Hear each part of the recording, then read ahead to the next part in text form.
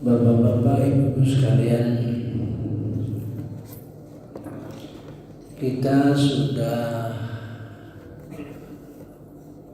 membahas masalah tahapan-tahapan ketakwaan dalam Al-Quran yang mengantarkan kepada kewajiban kita berpuasa. Saya kira cukup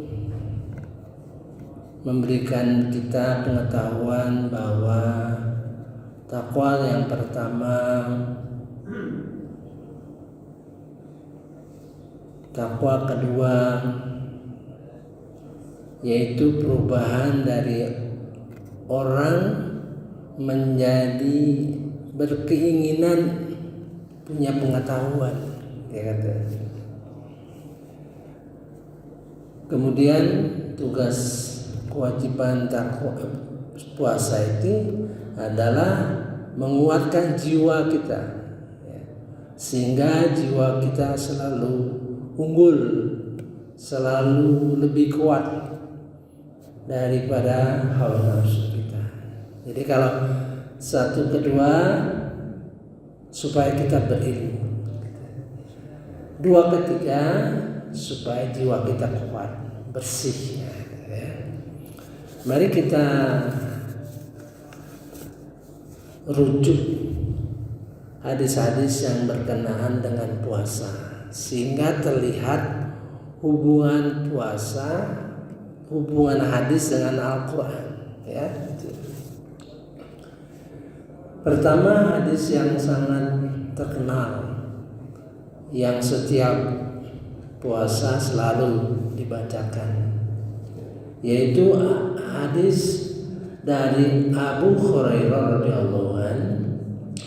Ia berkata, Nabi Muhammad SAW bersabda, barang siapa berpuasa Ramadan karena iman dan mengharapkan pahala dari Allah, maka diampuni dosa-dosanya yang telah lalu. Kalau kita baca terjemahannya, kayaknya tidak begitu sulit, ya, tidak begitu susah untuk memahaminya. Tapi bagaimana hubungan dengan Al-Quran Al-Karim? Sebab Nabi selalu apa-apa yang disampaikan selalu tentu tidak menerjemahkan supaya umatnya paham, ya. Tapi selalu lebih sederhana, gitu, ya. Mari kita baca Arabnya. Man shoma Ramadan, barang siapa berpuasa di bulan Ramadan imanan wa ihtisaban, karena keimanan dan mengharap pahala dari Allah, terjemahan mengharapkan pahala dari ghufira lahu, maka diampuni dosa-dosanya ma taqaddama min dzambih, dosa-dosa yang lalu. Mari kita lihat kata-katanya. Imanan. Kalau kita ketemu imanan, un itu selalu mengenai kesempurnaan, ya. Jadi karena sempurna imannya, nah gitu, ya. Itu sempurna imannya. Dan wahtisaban, sempurna perhitungannya.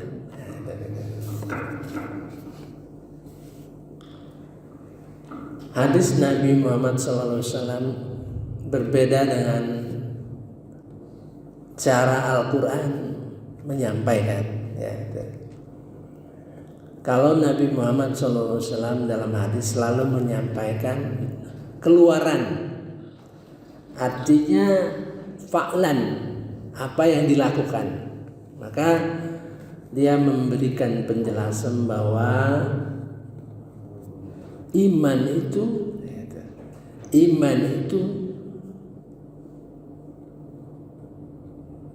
amal. Jadi kalau orang bertambah imannya, bertambah amalnya. Nah, dari sisi keluaran atau output, kalau iman bertambah, maka amalnya akan bertambah. Gitu. Kalau dari sisi Quran, iman bertambah, artinya semakin banyak ayat-ayat Al-Quran yang masuk ke dadanya, sehingga itu menjadi ilmu. Nah, gitu. Jadi Al-Quran mendekatinya dengan masukan, input. Nabi Muhammad dalam hadisnya output, fa'lan, apa yang dilakukan, supaya lebih sederhana. Quran itu harus dimengerti, dipahami dengan hati, min qabl, ya, hati. Jadi semakin banyak ayat-ayat kita pahami, kemudian kita masukkan di dalam hati, maka kita semakin berilmu.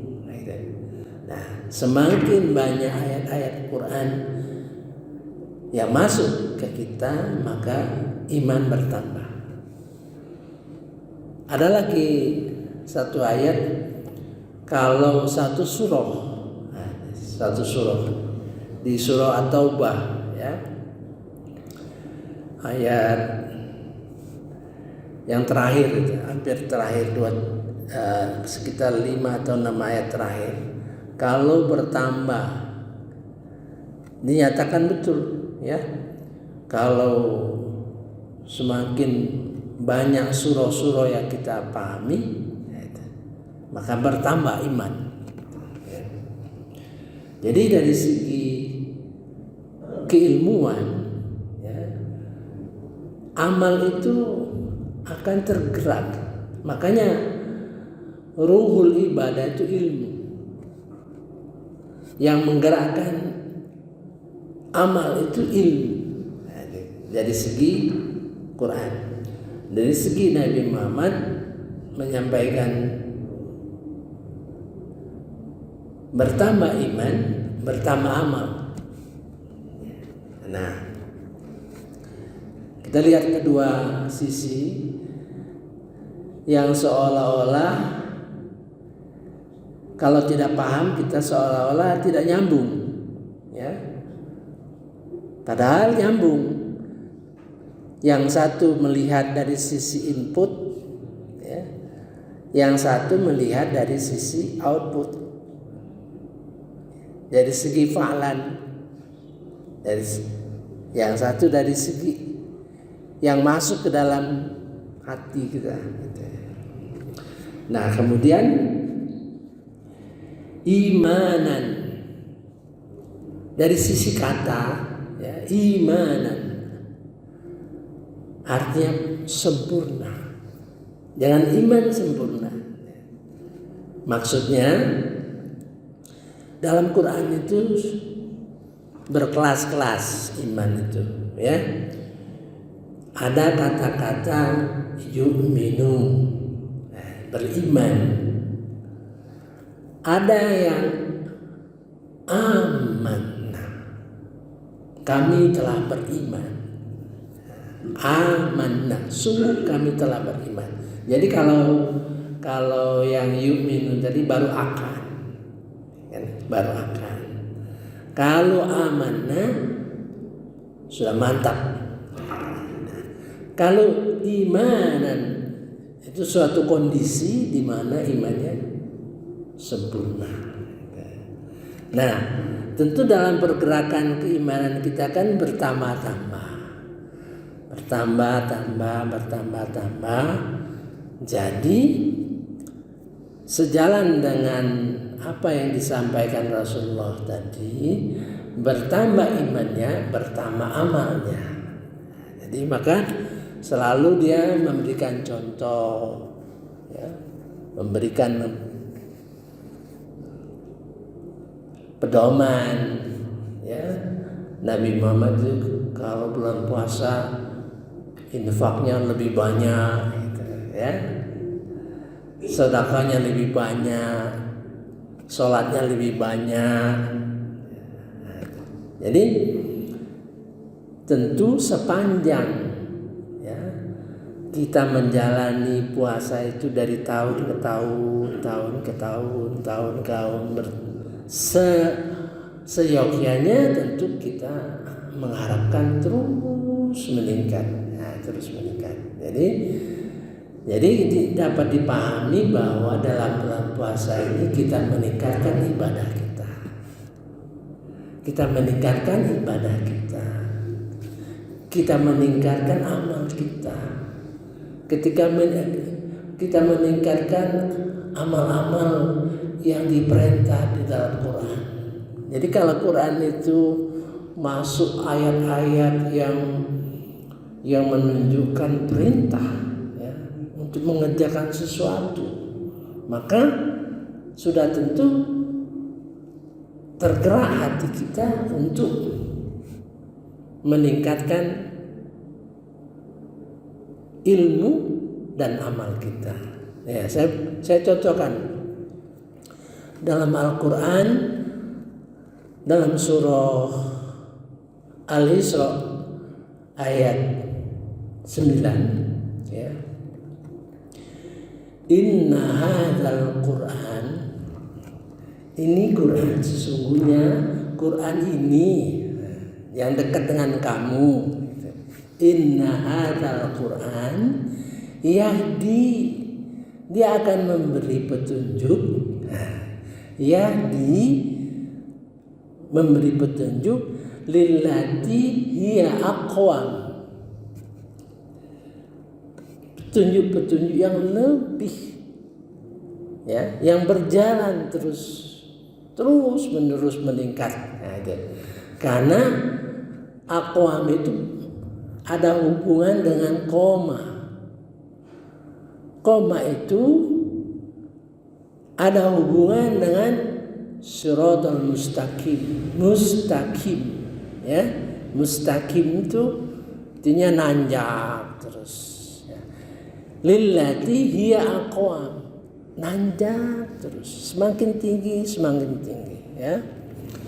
Wa yubasyirul mu'minin, memberi kabar gembira kepada orang yang beriman. Wa yubasyirul mu'minin, gembira yang alladzina ya'maluna sholihat. Jadi tambahan ilmu tadi menggerakkan dia beramal. Kualitas amalnya bertambah-tambah. Nah, gitu. Lahum ajron kabira. Nah, dia akan mendapat pahala yang besar, gitu, ya. Jadi Quran memberi petunjuk kepada sesuatu yang terus meningkat, ya. Kabar gembira bagi orang mukmin yang beriman, gitu, yang melakukan amal soleh, gitu. Jadi ketinggian ilmu itu, ya, bertambah karena Quran menjelaskan, dia lakukan amal-amal sehingga dia dapat ajron kabiro, pahala yang besar. Nah, contohnya, ya, misalnya di dalam infak itu bertingkat-tingkat itu. Infak itu bertingkat-tingkat. Misalnya orang yang berinfak biasa saja, biasa saja. Dia memberikan infak sebatas kemampuannya. Nanti ketemu ayat di dalam surah Al-Imran 134. Alladzina yunfikun, orang yang berinfak fissarra